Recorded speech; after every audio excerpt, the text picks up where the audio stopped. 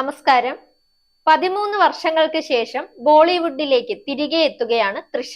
അക്ഷയ് കുമാറിനൊപ്പം 2010-ൽ കട്ട മീത്തയിലൂടെയാണ് തൃഷയുടെ ബോളിവുഡ് അരങ്ങേറ്റം.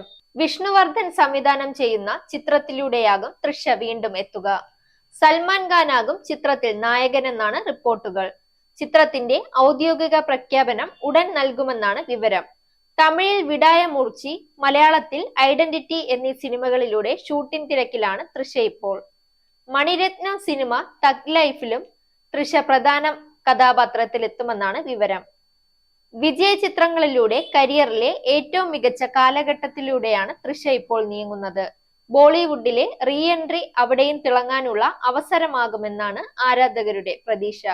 ബോളിവുഡിലെ റീ എൻട്രി തൃഷയുടെ കരിയറിൽ തന്നെ അവസരമാകുമെന്നാണ് ആരാധകർ പറയുന്നത്. Zag news, Thiruvananthapuram. നേരിന്റെ വാർത്തകൾ നിങ്ങളുടെ വിരൽത്തുമ്പിലെത്താനായി സാഗ് ന്യൂസ് ചാനൽ സബ്സ്ക്രൈബ് ചെയ്തും ഷെയർ ചെയ്തും ഒരു ശരിയായ മാധ്യമ നിലപാടിനൊപ്പം നിൽക്കാൻ ഞങ്ങൾ നിങ്ങളെ ക്ഷണിക്കുന്നു.